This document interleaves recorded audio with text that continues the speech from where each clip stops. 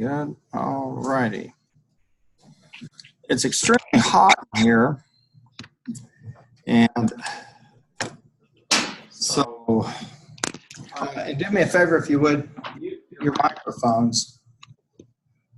And if they're remote, hear their barking dog or their music or fire or anything like that. Okay. Then I'm going to do a class intro. Now, if you go to the announcements section, you'll also see that I have a video that I prepared for you for 8/27. I've got a bereavement issue in my family, so I've got to. I won't be coming back till Tuesday night. So I won't be here on the 27th. So I recorded that for you. Okay. And if you've had class with me, you know kind of how it works. One day is physical class session. The other day is a virtual class session. I'll be here on Thursdays. Screencast, and if you can't be here, you can follow the live stream. And if you didn't know, it's the video that I create from it. So I covered what I would have covered on the 27th. I have a video for you from YouTube. Let's talk about this course just a little bit, and I think you should be fairly comfortable flying through campus. As you know, the place really to start other than the classes is going to be the modules. Okay. So I have the course organized as modules, and this is what you see we're doing a class introduction. Let me share something with you about the MIS course. It really is designed to give you a big view of how we use IT in a strategic fashion. In other words, using IT as a strategic tool. And so it's more what I would call a vocabulary and concept course than one where you're doing a lot of work with data or loading files and so forth versus the as was the case with courses that you had with me before. So in that sense, it kind of changes it really does change the complexion of the assignment. And I'll show you what I'm talking about. Let's look at point one. Okay. This class is going to have a case study type model. Okay. And management decision problem. And so what this will require is the text, looking at the cases, etc. And then responding. So far? The other part is like, yes. What's the name of this course again? This is Management Information Systems. BISS 3 problems. Where are you supposed to be? That's I think with Mrs. Miss. So if you're supposed to be in 1103, yeah. That's okay. I think she's quicker to go through that. I think she's a better labs. Thank you. All right. It happens. I showed up. I was see yesterday. They said, "You work here?" So, okay. I don't work anywhere. I draw salary. I allegedly work. Anyway, let's take a look up for the week one, and you've got a case follow-up. Okay. And then you have a management decision problem. And I've got the textbook listed there for you. There are two textbooks. One that is the gold standard in MIS. The other one that talks about social media and the uses of it. I think you'll find it pretty engaging and a good text. As I said before, this course is more about vocabulary and concepts and talking about how we use information technology as a strategic tool. And the cases are, I have those there for you, and those are out of the text. I want to show you what I'm after. Okay. You say, oh, okay, start another paper. No, I don't want another paper. Here's what I'm after. here are the directions. Okay, you have got those up. Take a look at them. Now, 2 to 4 pages maximum, and include the following information. That's what I'm after. What I'm asking you to do is to take a case that they discuss in the textbook and do some follow-up on that case. What else might have happened with that company? What did they do? Okay. If they're a publicly traded firm, was there any information? So I have a whole list of things that you need to answer. So when I'm talking about a report, it's not a paper. It's just simply answering each one of those questions. 2 to 4 pages maximum. Okay? Just like I'm more interested in you doing this as if you were doing a briefing for your boss. I've got a question here.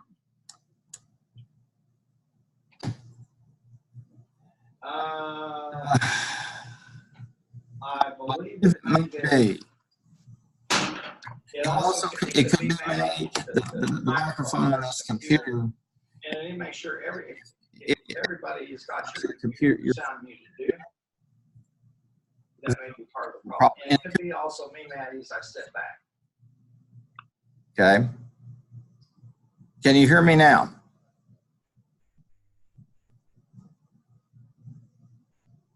Everybody good?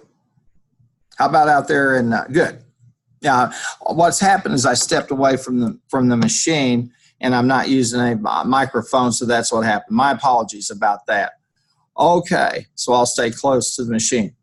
Now, again, I walk you through. These are the things I want you to answer, so I'm not asking you to write a paper. Okay? Now, if I call on you and you're not ready to discuss, you can see what I will do. Is I tend to use these cases as things we should talk about and discuss. So this class is designed to do that, and it's good for us to put our heads together and look at some of these. Now, and that's due on the 30th. Then you have these management decision problems. Now this is, you've got a choice here. You can work on management decision problem 1.7 or 1.8, okay? And those are in the textbook. Those are in the textbook. And let's take a look at what I ask you to do. So it's more of a thought course than it is, let's do these files and do a spreadsheet or work with a database or something like that. It's more about a thought process and the conceptual overlay. Okay? And you'll see, I ask you to choose the one that interests you, and then I tell you exactly what I want you to do. Like, got it? And I ask you to, sources that you cite, have them conform to APA format. If you open up Microsoft Word, you'll find, if you haven't already, that on the references, there's a references tab, and Microsoft Word has a little tool that will let you input the data and will perfectly format your reference. I use it, and it's fantastic. Now, you may, when you're in here, you may have to go ahead and, I think you'll have to use the VMware. And that's a process where you log into your machine. I assume all of you are. Okay. And then you have to log into the VMware to get to the software that they've got. Have anybody, you with me, have you had to do that yet? So when you're logged in and you log into the computer and you look at the screen, you'll see a little thing that says VMware. And to get to the Office 360 products they have loaded, you have to click on that, and then it will ask you for your password, and it's the same password and username system that you have taped on the bottom of your machine, okay? And then you go on through, and it will, and if you see a little thing about asking you to print, X that out. Okay? So far, so good. Now, again, I'll ask you to choose the one that you select, and I'll ask you to be ready to discuss. And I tell you, double-spaced, maximum of 3 pages. I don't want you to write a paper. I want you to take these questions I ask you and maybe use them like a bullet point. Now, if you include sources cited, I'm fine with that. And that's what I really prefer, so I know where you got the information. Fair enough? So that's the course. And the real benefit of the course is as we discuss some of these concepts and you reflect on the paper, and I'll pull people's paper up and we'll take a look at it, we'll discuss them. I might call on you, and if you're not here, that's problematic. The course is designed to be that, because when we talk about management information systems, we're talking about at the largest view or perspective of the company, i.e. the enterprise level.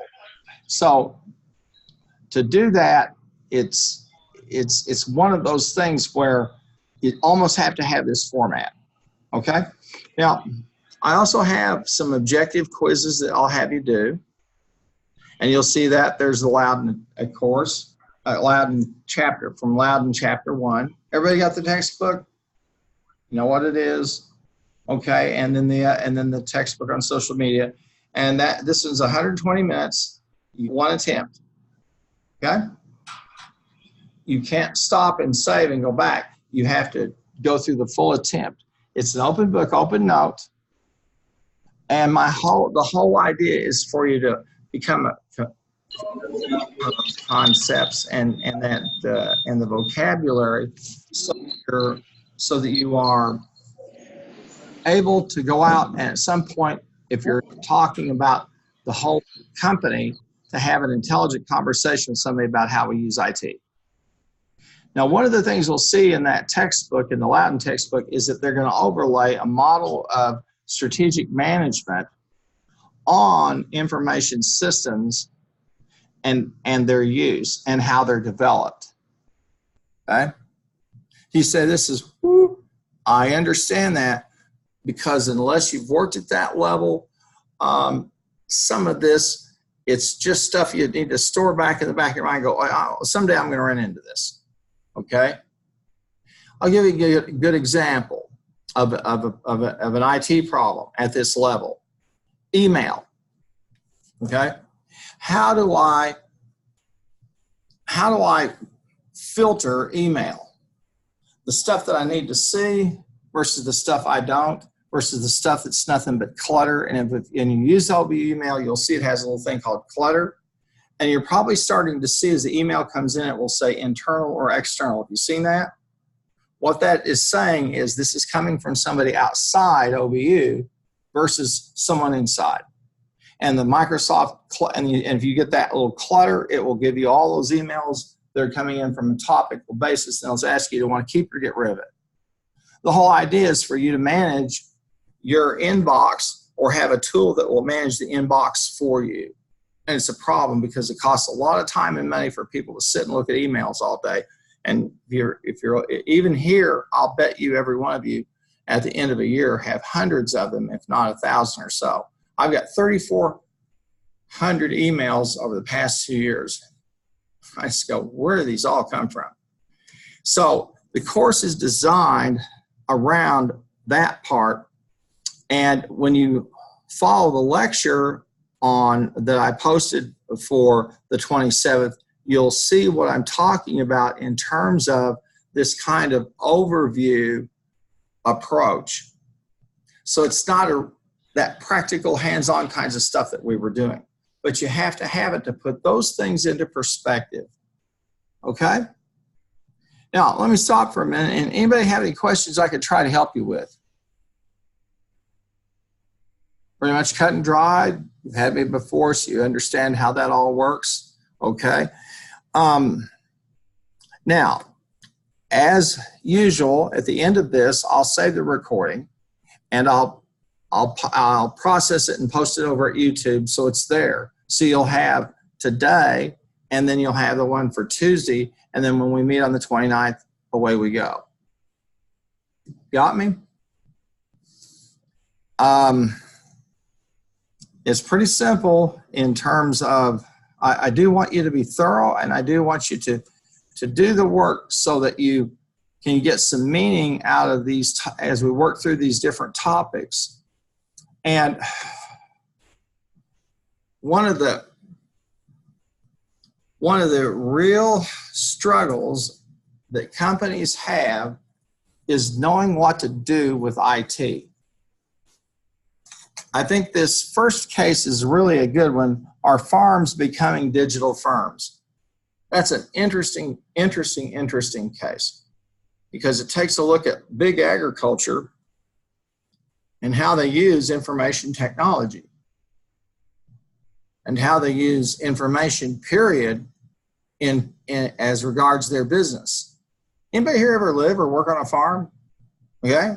Am I a light? You got to know when to add fertilizer. You got to keep track of moisture, soil content, that whatever seed you use, is it resistant to heat, drought, insects, right? And then and monitoring it is the key. When is it time to harvest this stuff?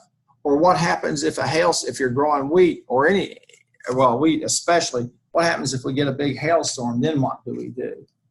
Farming, unless you're somebody like Agricon or something like that, farming is for only the gutsiest people alive, because you're subject to so many factors over which you have no control, primarily weather. Now, did they grow crops, or did you have livestock? Okay, wow. That's rolling the dice. You buy a bunch of seed, you plant the seed, you water, and you hope for the best. You monitor, and you hope that you get a good crop yield so you can pay any loans you had to take out, or at least you can be in business. Is that pretty accurate? So I think that'll be a good case for you. And I can tell you this: anybody who thinks that farming is for people who are not really smart doesn't know much about farming these days. They just don't. It is a very, very, very, very challenging business. And I used to go up in the summers and work on my grandmother's farm up in Eddyville, Iowa. And she finally, before she died, she sold out. And that's really, really rich land up in there. That's where they grow the corn that's as high as an elephant's eye. And it literally is, the corn's unbelievable. It grows just about anything. And I remember that large conglomerate came through. I think it was ConAgra, came through and bought her land up. And she realized, and I think later her cousins realized, that there's no point in this if I'm not farming 100,000 acres or 500,000 acres. I'm kind of at a disadvantage because I can't get the scope. Just out of curiosity, go over and go to websites and search for farming equipment and take a look at the prices, because you're making $1 million investment, usually minimum. And those also have some pretty sophisticated software and technology. So I think it'll be an interesting case. Then on the second one I give you a case, I'll let you take your pick. Okay? Now it's warm in here and you look like you've had a full day, and I'm not going to torture you. I think you can handle this. So I'm going to, unless somebody has something you want to share, I'm going to shut it down for the intro, and then you can look at the video on the 27th, and then I will see you on the 29th. That makes sense? I think next Tuesday's the 27th. Yep.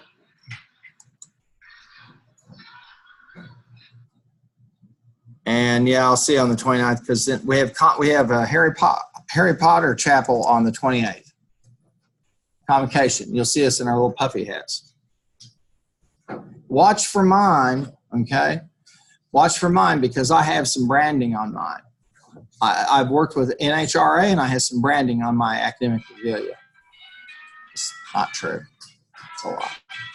Thank you, folks. Have a good one.